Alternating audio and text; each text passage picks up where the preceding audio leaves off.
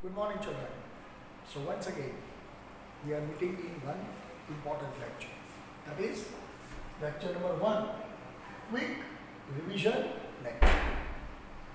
Right? Now see children, basically what happens, we have already gone through all the chapters, whether it was online or offline.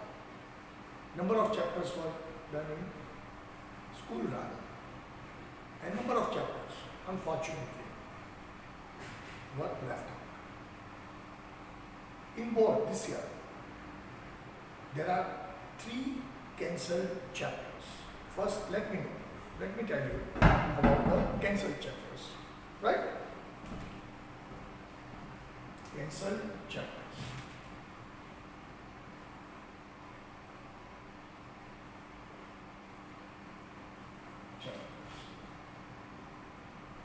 There is 1, 2, 3, 13 and 14. These are the chapters which is this year cancelled by the board. Basically, these chapters are of first term, right? It is of first term, and we have done it in that pattern. Basically, they are of first term. Now, what happens? We will start with chapter number 4. Basically, all chapters of history plus paper style. In annual exam, you will have 80 marks paper. Right? 80 marks paper, you will get MCQ, you will get blanks, you will get true or false, you will get short answers, all things. That is objective section, 24 marks. Match A with B, all these things. Then comes 2 marks answer. Right? 2 marks answer. In that 2 marks answer, what you are supposed to write, it is clearly given in your material. How to write, it is given in your material. Right? Then comes 3 marks answer. What is the cost of 3 marks answer? How to write that 3 marks answer? And what is the content? How many points are to be written in 3 marks answer? That I have already explained you number of times when we had a offline school for short term, right? ये जो हमारी एक आध महीने 1-1.5 महीने के लिए हमारी जो स्कूल शुरू हुई थी, तो उस वक्त मैंने हर एक क्लास में, हर एक डिवीजन में, I think each and every child से समझाया है कि बेटा आप 2 मार्क के आंसर में आपको कितना लिखना है, 3 मार्क के आंसर में आपको कितना लिखना है, और 4 मार्क के आंसर में आपको कितना लिखना है। मैप की बात करें तो ये आप जब ऑफलाइन ऑनलाइन आएंगे तो ये दौड़ने वाली बात है, उनको मैं आपको बोर्ड पे सिखाऊंगा जब आपकी स्कूल वापस शुरू हो जाएगी ये 10 तारीख के बाद। तो देखते हैं तो कैसे हमारा ये काम चलता है। अभी हमने पेपर स्टाइल की बात की, तो पेपर स्टाइल में कौन से टॉपिक होंगे? सेक्शन ए होगा ऑब्जेक्टिव सेक्शन, उसमें MCQ आएंगे, ब्लैंक्स आएंगे, ट्रू और फॉल्स आएंगे, मैच ए विथ बी आएंगे और SQ आएंगे। सेक्शन बी जो है वो है 2 मार्क का, 2 मार्क्स ईच। उसमें हिस्ट्री, ज्योग्राफी, सिविक्स तीनों सेक्शन मिलकर हम बनाते हैं।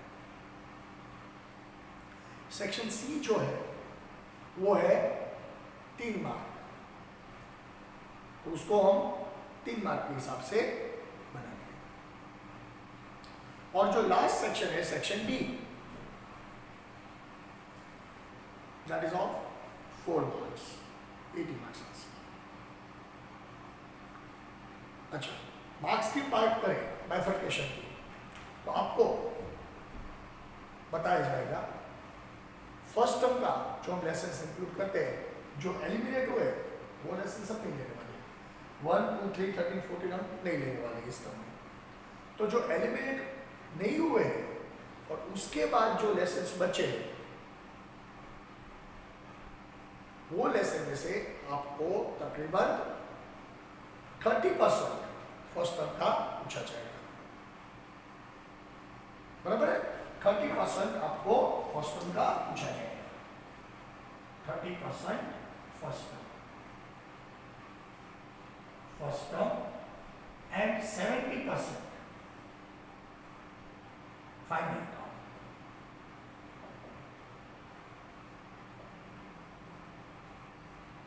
राइट? 30% का जो होगा वो फर्स्ट टर्म का होगा और 70% का जो होगा वो फाइनल टर्म का होगा। अब जब लोग आप स्कूल आएंगे तो मैं आपको विस्तार से बताऊंगा। और ये 30% में क्या क्या चीजें आएगी, आपको क्या लिखना है, और हो सके तो आपको रिविजन्स के सारे क्वेश्चंस भी देने वाला हूँ। अगर स्कूल शुरू हो गया तो आपको मैं बता दूंगा कि भाई इतने इतने क्वेश्चंस आप रिवीजन में करो, जो इम्पोर्टेंट है वो आप कर सकते हैं। बराबर भैया? तो ये बात हुई। तो ये मैंने जो अभी समझाया वो पेपर स्टाइल के बारे में समझाया, कैसे पेपर लिखते हैं आपके बारे में समझाया। अच्छा, 2 मार्क के आंसर में कितने पॉइंट्स होने चाहिए वो आपको समझाया। 3 मार्क्स में क्या चाहिए, 4 मार्क्स में क्या चाहिए, कितने लेसन्स आपके टोटल्स है, आपके इस टर्म में कितने लेसन काटे गए हैं वो भी मैंने बताया। और जो फाइनल टर्म का जो बैलेंस होगा 70-30 का वो भी मैंने आपके सामने रख दिया।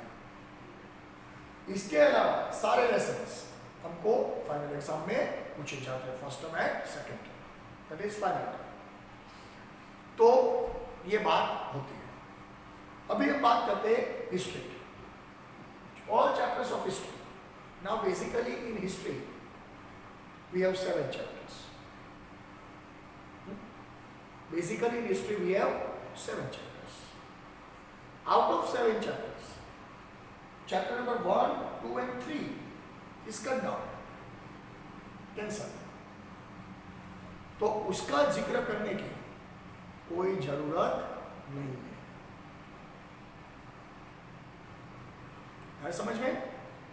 इसका जिक्र करने की कोई जरूरत हमको नहीं है। क्यों? कि ये एग्जाम में पूछने वाले नहीं है। So we will start our quick revision lecture with chapter number 4। Okay children, are you ready with me? Okay. अच्छा, चैप्टर 4 का नाम क्या है? National movement in India. Right? National movement in India.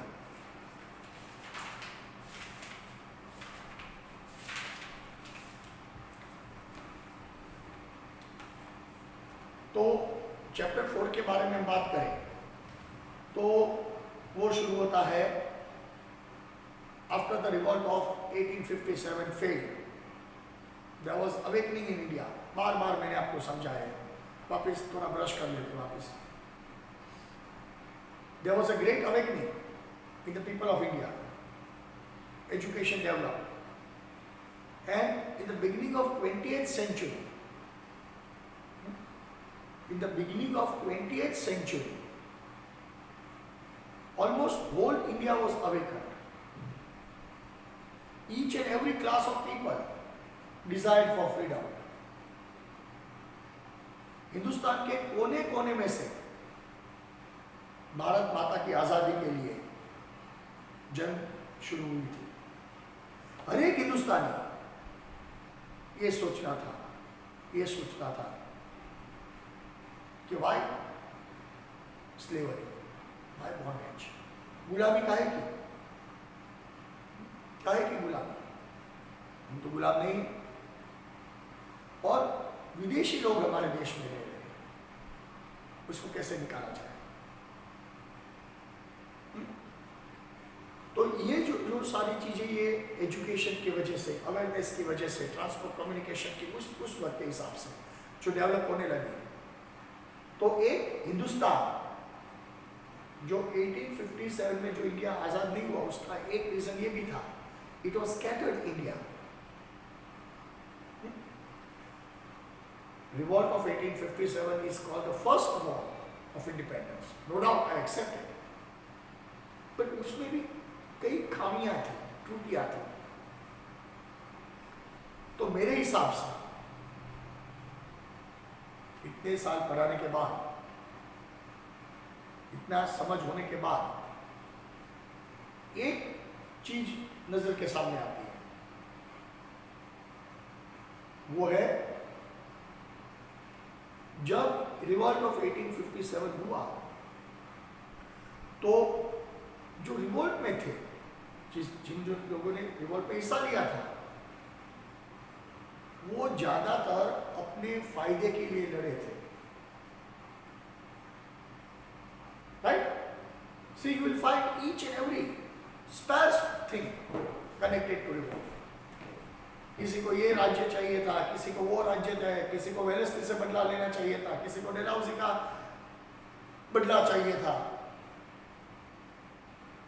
लेकिन उस वक्त एक यूनिफिकेशन नहीं था कि हमको भारत की आजादी चाहिए, हमको भारत माता की आजादी चाहिए. किसी को झांसी चाहिए था, किसी को पूना चाहिए था, किसी को जयपुर चाहिए था. सही बात है. लेकिन किसी को भारत नहीं चाहिए था, किसी को हिंदुस्तान नहीं चाहिए था. और यही वजह से it is one of the reason, not total reason, but it is one of the reason. और यही वजह से शायद हमको 1857 में आज़ादी नहीं मिली. वो दौर गुजर गया, समय खत्म हो गया. और उसके बाद न्यू अवेकनिंग आया, रिनाइसेंस आया, जिसको हम अवेकनिंग बोलते हैं. That awakening occurred in the field of education, in the field of awareness, in the field of, you can say, understanding, culture, each and everything. और उसका डायरेक्ट असर क्या हुआ? People became conscious. और आहिस्ता आहिस्ता आज़ादी की जंग शुरू हुई. जंग दिन ब दिन तेज होती जाती थी.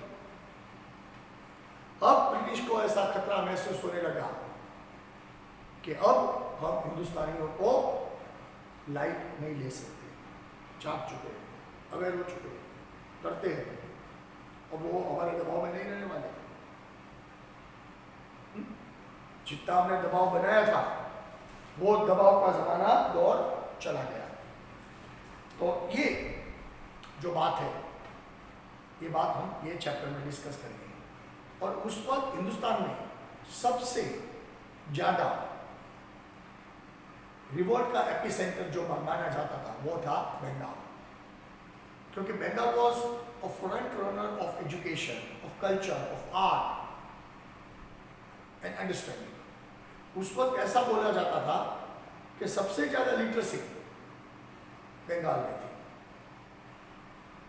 और कई सारे बंगाली लोगों ने आजादी के लिए अपना काम किया.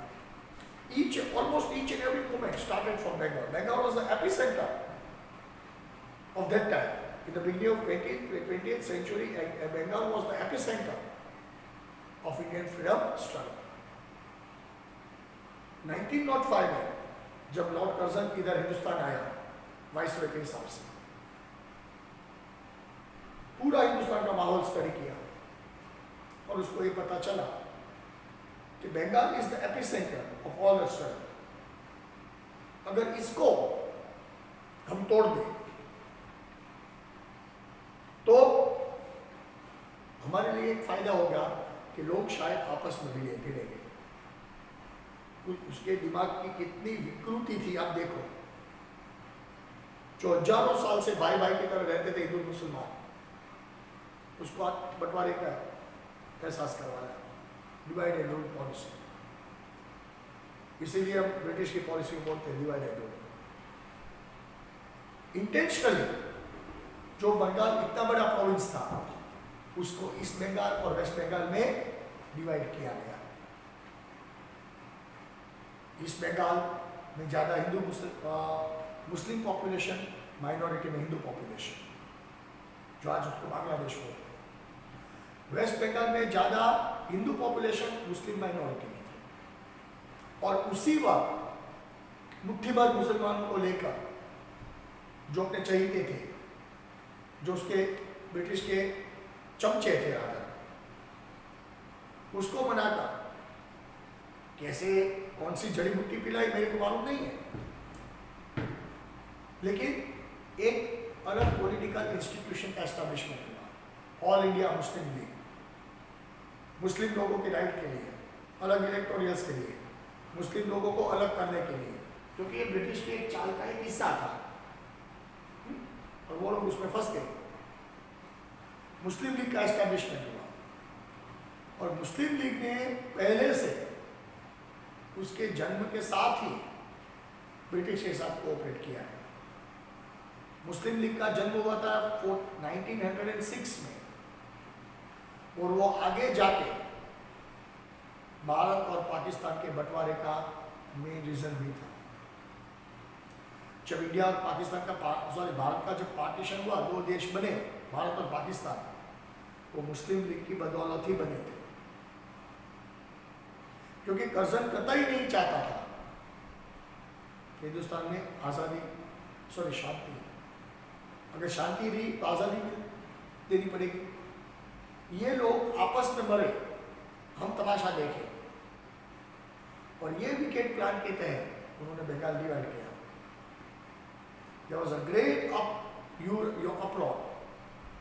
बंगाली लोगों ने जबरदस्त प्रोटेस्ट किया और सबसे ज्यादा प्रोटेस्ट था उसमें गुरुदेव रविन्द्रनाथ टैगोर का। गुरुदेव रविन्द्रनाथ टैगोर ने तो जब पार्टीशन हुआ, बंटवारा हुआ बंगाल का, ईस्ट बंगाल वेस्ट बंगाल का, उस दिन उसने तो नेशनल मॉर्निंग डे डिक्लेयर कर दिया था। That was, you see the date, 16th October 1905, when Bengal was divided. 16th October 1905 was declared as a national mourning day। है समझ में? समय चलता गया और उसमें से स्वदेशी मूवमेंट का जन्म हुआ। People of India started to boycott foreign goods। एक बदले की भावना थी। जो बंटवारे के पहले तकरीबन बंगाल प्रोविंस अकेले में ही goods worth rupees more than 1 lakh was imported from England, which drastically fell to less than 10,000, and day by day imports were reduced। A serious notice was taken in British Parliament कि भैया ये क्या हुआ, रोज business में घाटा आता है। Partition के पहले हमारा इतना बिजनेस था हिंदुस्तान के साथ, एक्सपोर्ट था हमारा, आज इंडिया कुछ इंपोर्ट नहीं कर रहा है और उसके वजह स्वदेशी मूवमेंट शुरू हो गए। लोग अपने तरह से गुड्स बनाने लगे, अपनी जरूरियात अपने आप सेटिस्फाई करने लगे, भले जितना भी हो चला लेते हैं, आत्मनिर्भर बन गए। तो ये क्या है, बंद करो ये सब खेल। ब्रिटिश पार्लियामेंट में ये रेफरेंडम पास हुआ कि जो बंगाल का जो बंटवारा था वो कैंसिल करना। And in 1911, that is after 6 years, British Parliament cancelled the partition of Bengal।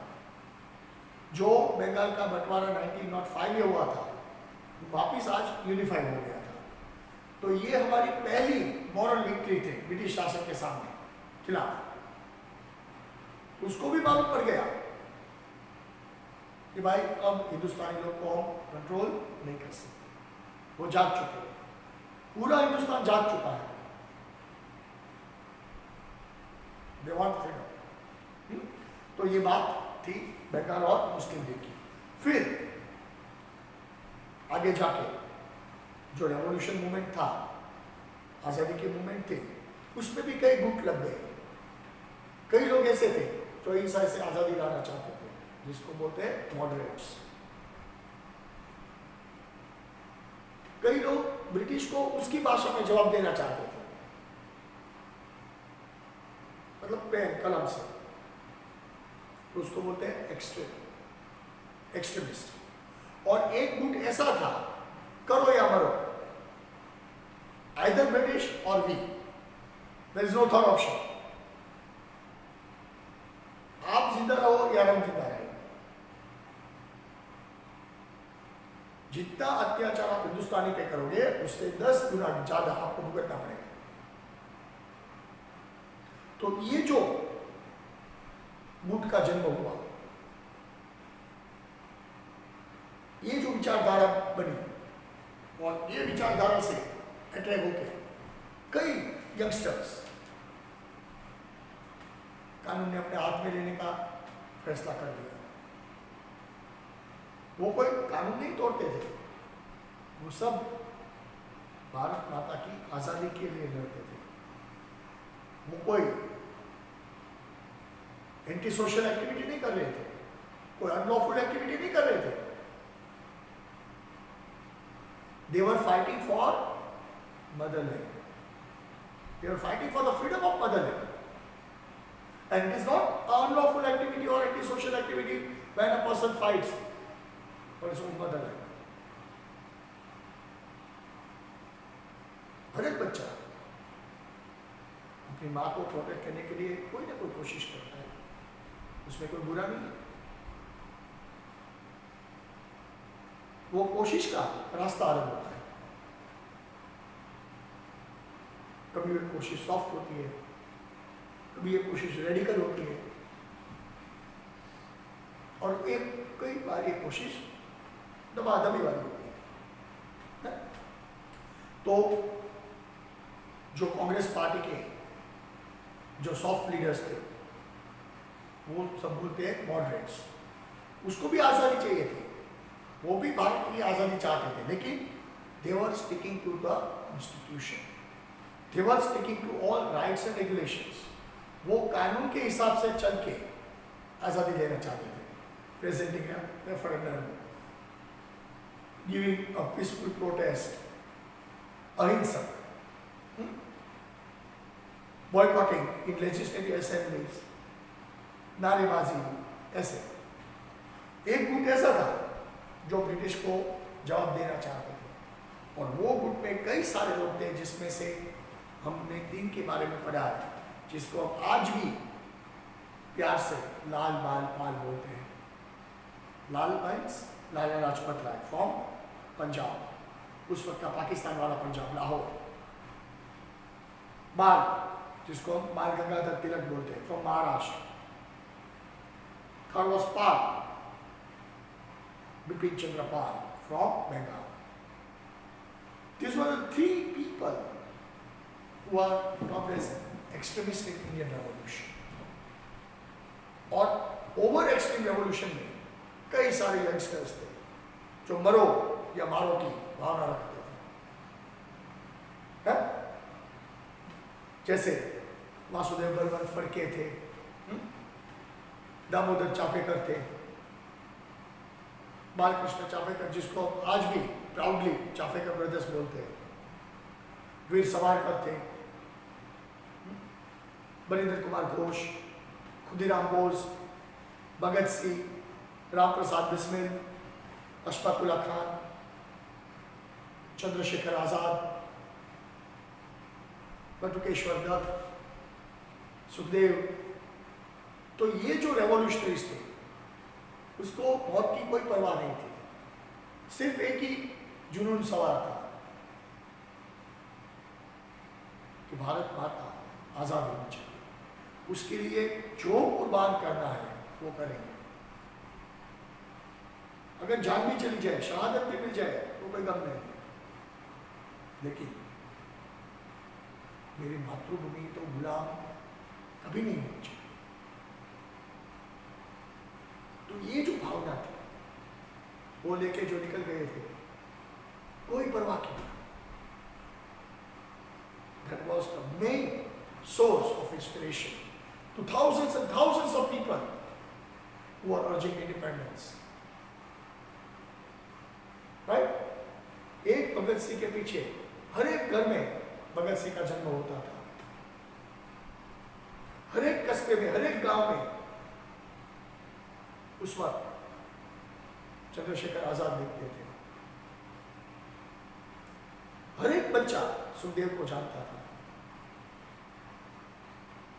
So that was the momentum, that was the, you see, the eagerness, and this all happened in middle class because whole India was awakened by the end of 19th century, and now people literally understood what is the cost of freedom.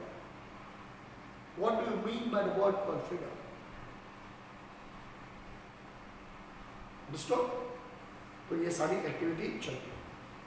कई लोगों ने अपने हिसाब से अलग अलग गुट बनाए, अलग अलग लोगों को नाम दिए, नाम जो भी है, लेकिन काम एक ही था, भारत माता की स्वतंत्रता, मातृभूमि की आजादी, उससे कुछ कम नहीं।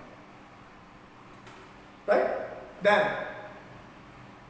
if all these things place in India, how can Gujarat be sideways? There also took a fierce revolutionary movement in Gujarat also.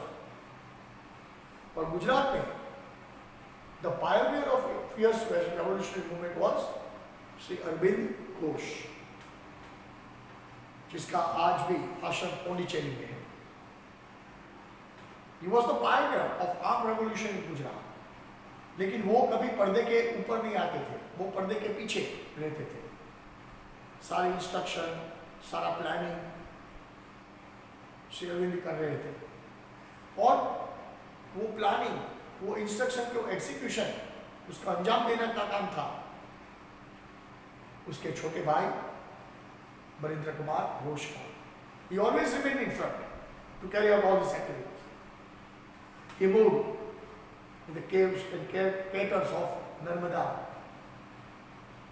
Brother, he collected youth from this Kheda area,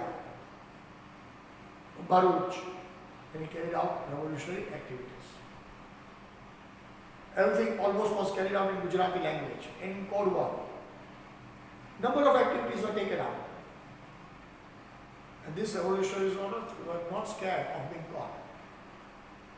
And they fought for motherland. That was a contribution, right, of Gujarat. सिर्फ इतना ही नहीं, पूरे हिंदुस्तान में क्या आज़ादी की जंग तो शुरू हुई थी, फियर्स दिन ब दिन होती जाती थी, लेकिन ये आज़ादी की हवा, आज़ादी की जंग एब्रॉड भी लगी थी, बाहर भी लगी थी, जो ये लेसन का सबसे इम्पोर्टेंट पैराग्राफ है। बाहर हमारे जो फ्रीडम फाइटर्स थे वो थे श्यामजी कृष्ण वर्मा, मदन लाल दिगरा, वीर सावरकर, लाला Hardayal, Udham Singh, Mahendra Pratap, madam comma, Sardar Singh Rana, Maulana Abdullah, Maulana Bashir, Champak Raman Pillai, and many more. And these people resided in different corners of world. कोई फ्रांस में था, कोई इंग्लैंड में था, कोई यूएस में था, कोई सिंगापुर में था। उधर जो इंडियंस रहते थे और उधर की सरकार को अवगत कराते थे कि आज हमारी परिस्थिति क्या है, we want freedom. Understood? So, number of incidents took place in India as well as abroad. फिर आया दौर 1915 का, गांधी जी की एंट्री हुई, बराबर। 1915 में बापू साउथ अफ्रीका छोड़ के हिंदुस्तान आ गए थे। पहले उसने हिंदुस्तान का दौरा किया। दौरे के बाद उसको मालूम हुआ कि real freedom lies in freedom from poverty, freedom from unemployment, freedom from social structure, economic imbalance. अगर ये सब नहीं हुआ तो आज़ादी का कोई मतलब नहीं है। तो पहले उसने ये सब काट निकालने का काम शुरू किया। Untouchability, economic high and low, caste based system, जो रिजिडिटी थी, वो निकालने का जिम्मा लिया। उसने पहला सत्याग्रह किया था जिसको हम बोलते हैं चंपारण सत्याग्रह। फिर गांधी जी एक्टिव पॉलिटिक्स में आ गए। उसके बाद 1919 में जब वर्ल्ड वॉर 1 हो रहा था, almost ending part of world war, तब उस वक्त ब्रिटिश पार्लियामेंट में एक एक्ट पास हुआ था, Rowlatt act. According to this act, any person whoever who is found carrying anti-state activity can be put into jail without any trial or any reason for unlimited time. I repeat the word, unlimited time. तो ये कायदा जब हिंदुस्तान में लागू हुआ, तो ये कायदे की बदौलत ब्रिटिश ने अपने जो पॉलिटिकल फ्रीडम फाइटर्स थे उसको इनडायरेक्टली उस पर आजमाने का शुरू किया। किसी भी को उठा के, अगर गवर्नमेंट को एक सस्पेक्ट होता है कि भाई ये गवर्नमेंट का नुकसान करने वाला काम करने वाला है, वो बंदे ने नुकसान किया भी नहीं, कोई काम भी नहीं किया, तो भी अगर गवर्नमेंट को ऐसा लगता है कि ये बंदा काम करने वाला, नुकसान करने वाला है, तो उसको उठा के अनलिमिटेड टाइम जेल में डाल देते थे। तो ये माध्यम से सरकार ये साबित करना चाहती थी कि किसी भी हालत में we want to crush Indian freedom struggle. So there was a great protest against this act in वो एंटायर नेशन कि भाई ये क्या बात हुई है, ये क्या बात हुई। किसी को आपके सस्पेक्शन की वजह से किसी को आप जेल में डाल सकते हो, उसका कोई गुनाह नहीं तो भी जेल में डाल सकते हो। ये तो सरासर नाइंसाफी हुई। और ये कायदा अप्लाई करने के बाद you want to crush the struggle which is going on. आपका इरादा कुछ और है, आप काम कुछ और करते हैं। It was expose and people protested वेलहैमली अगेंस्ट दिस एक्ट। पूरे देश में उसका विरोध हुआ। Gandhi ji called this act as a black act because according to him the freedom of speech, the freedom of thought and freedom to move was totally snatched away. जो हमारे fundamental rights थे, basic rights थे, उस पे ये कायदे ने तराप लगाई थी। तो ये तो कतई नहीं चलता। और यही घटना के अपोज करने के लिए पंजाब में बैसाखी के वक्त 13 मार्च जो बैसाखी का दिन था, उधर लोकल लीडर्स की एक सभा थी ये कायदे के लिए लड़ने के लिए। अमृतसर में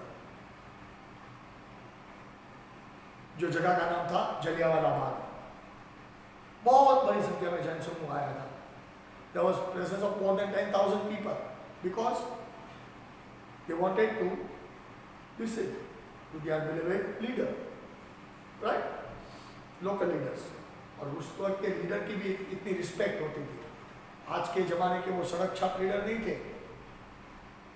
आज आप सब तमाशा देख रहे हो ना, चाहे वो महाराष्ट्र हो या बंगाल हो, चाहे ये हो वो हो, सब देखते हो आप, राइट? वो ऐसे सड़क छाप लीडर्स नहीं थे, लोगों के दिल पे राज करते थे। तो there was a meeting.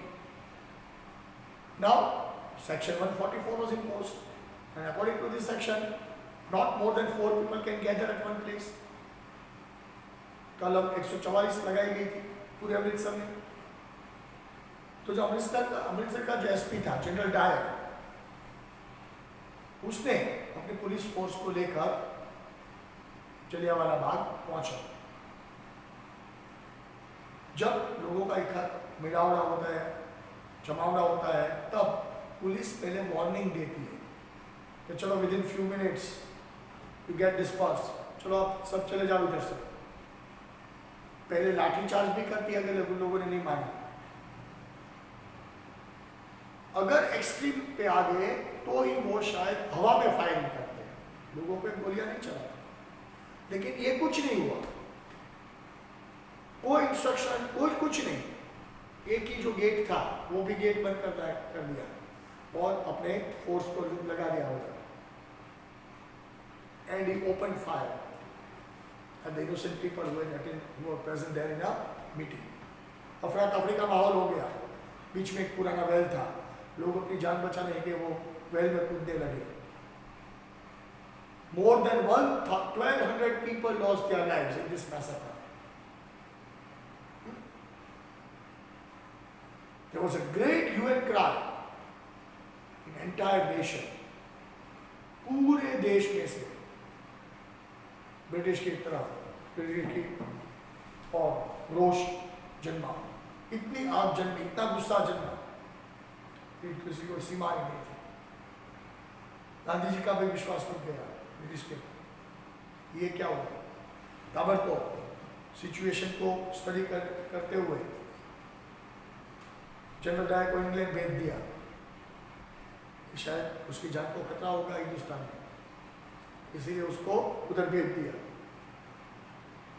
और उधर जो हंटर कमीशन ये इंक्वायरी करने के लिए बैठा, तो उसने अपने फाइनल रिपोर्ट में ऐसे बताया, it was just a unknowing mistake.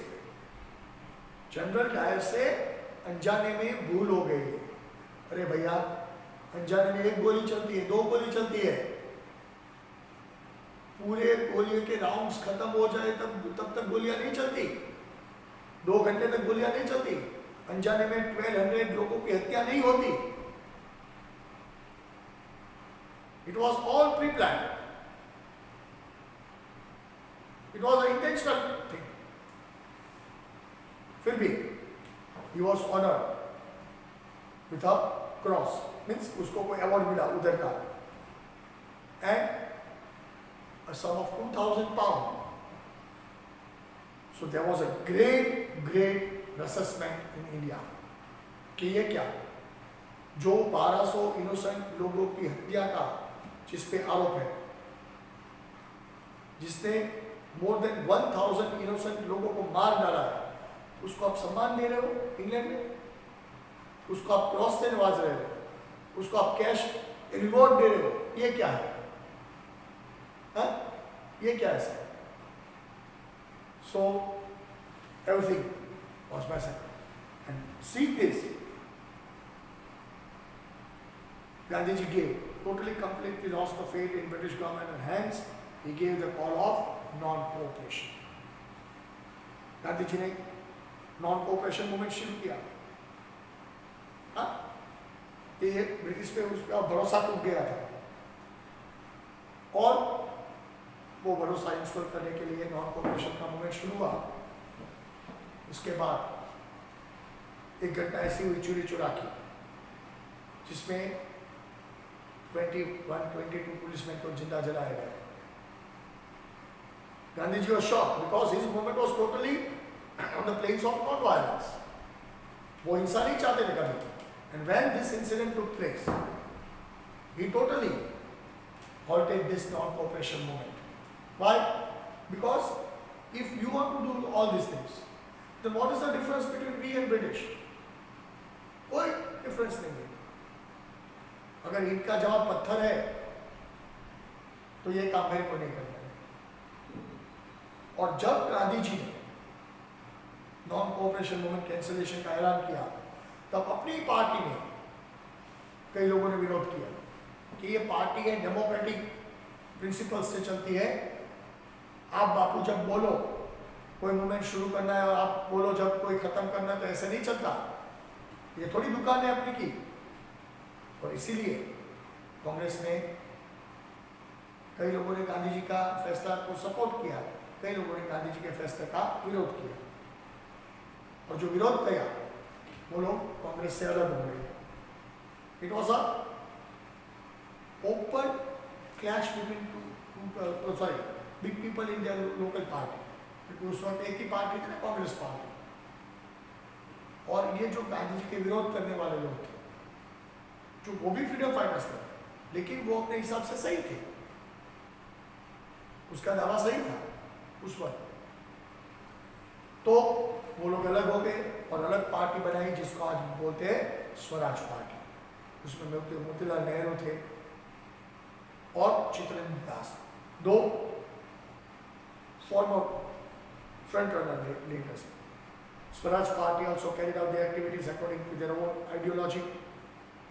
Name was different, but activity was same. It gained some momentum in the initial years. But after the death of Chittaranjan Das, they lost their main leader in 1926. And finally, जो 1923 में Swaraj party बनी थी कांग्रेस से अलग होकर, वो Swaraj party वापस आज हिंदुस्तान में और सॉरी कांग्रेस पार्टी में आ गई, ताकि वापस वो एक पार्टी हो सके। तो ये दो चार मैंने समझा, वो लेसन 4 का था। फिर हम 5 की बात करते हैं, राइट। ये जो 26 पे जब स्वराज पार्टी वापस कांग्रेस में आ गई, राइट, तब जाके ये सब कारनामे हुए थे। और 5 की बात कैसे करते हैं कि चलो, उसके बाद साइमन कमीशन आया, साइमन कमीशन के बाद नेहरू रिपोर्ट मिली, नेहरू रिपोर्ट के बाद हमारा डिमांड ऑफ कंप्लीट इंडिपेंडेंस आया जो हमने रखा। Then we celebrated our first independence day, but unfortunately that day was not independence day, so we made that day memorable as a part of our republic day, because our first independence day was celebrated on 26 January 1930 on the banks of river Ravi, when first time the national tricolor was unfurled. And that is why this thing took place, right? So Republic Day हमने celebrate किया. Then it was the main incident called Dandi Yatra. अभी उसका माहौल चल ही रहा है, right? In order to oppose the unjust salt law, Gandhi started Dandi Yatra and it became a huge success. Then he became a national leader, right? Then after that there was no major incident for 2 or 3 years. Then it was Gandhi-Irwin Pact. Gandhi ji को round table conference चर्चा के लिए 2 बार बुलाया गया था। एक बार तो गांधी जी नहीं गए थे, दूसरी बार ब्रिटिश की इज्जत रखने के लिए गए थे, लेकिन कोई चर्चा नहीं हुई थी, उसको बोलते हैं round table conference. And finally world war 2 broke out. World war 2 broke out, quit India movement शुरू हुआ। गांधी जी की भी उम्र भी चली थी। And according to our history, historian says quit India movement was the final chapter in the struggle of Indian freedom struggle, क्योंकि उसके बाद कोई इंसिडेंट नहीं है। क्विट इंडिया मूवमेंट शुरू से ही डिस्पर्स हो गया था, क्योंकि सारे नेशनल लीडर्स को जेल में डाले गए थे और अपने हिसाब से आहिस्ता आहिस्ता चलने लगा। वर्ल्ड वॉर 2 में ब्रिटिश की हालत दिन ब दिन खराब होती लगी। उस वक्त Japan, Germany, Japan, Germany, Italy dominate होने लगे। और इधर 1940 में सुभाष चंद्र बोस ने कांग्रेस से अलग होकर एक अलग पार्टी बनाई थी, जिसको हम बोलते हैं आज़ादी फॉरवर्ड ब्लॉक। फॉरवर्ड ब्लॉक के माध्यम से सब जानते हैं सुभाष बाबू हाउस अरेस्ट में से छटक के वो चले गए थे जर्मनी का हिटलर का साथ लेके वो वापस जापान आए। जापान आके उसने आईएनए बनाया, इंडियन नेशनल आर्मी, राइट। वो पूरा किस्सा को मालूम है कि कैसे सुभाष चंद्र बोस ने इंडिया से जर्मनी का प्रवास किया, जर्मनी से जापान तक गए, और जब जापान की हार होने शुरू हुई after incident of Pearl Harbor, Hiroshima Nagasaki, वो सेल्फ पैसेज के लिए जापान छोड़ा, लेकिन उसके प्लेन को फायर लगा और आज भी उसकी डेथ मिस्टीरियस है, हमको नहीं मालूम, बराबर है। फिर पार्टीशन की बात आई, मुस्लिम लीग ने अपना कलर निकाला और 2 नेशन की थियोरी का जन्म किया, हिंदुस्तान और पाकिस्तान। फिर माउंटबेटन प्लान लेके हिंदुस्तान आए, पूरे देश में कापा कापी मारामारी शुरू हो गई। मुस्लिम लीग कतई नहीं चाहते थे वो हिंदुस्तान के साथ रहे, और इसके बदौलत बंटवारा हुआ और भारत की आज़ादी आई। तो ये मैंने सारे इंसिडेंट्स आपको लेसन 5 के बारे में बता दिए।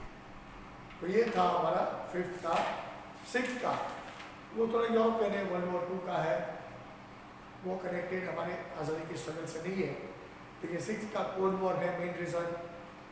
फिर बर्लिन वॉल है, बर्लिन ब्लॉकेड है, क्यूबा में 1961-62 में क्राइसिस हुई थी वो है, राइट, रशिया पावरफुल हो गया था, राइट, और अपने ही पावर से रशिया वापस 89 में टूट भी गया था, disintegration of Soviet Union, then there was establishment of UN, right, UN को जो सबसे शक्तिशाली अंग जो था सिक्योरिटी काउंसिल वो है, उसके बारे में हमने 6 चैप्टर में चर्चा की है, मैंने आपको समझाया एक एक टॉपिक। उसके बाद हम 7 चैप्टर का देखते हैं।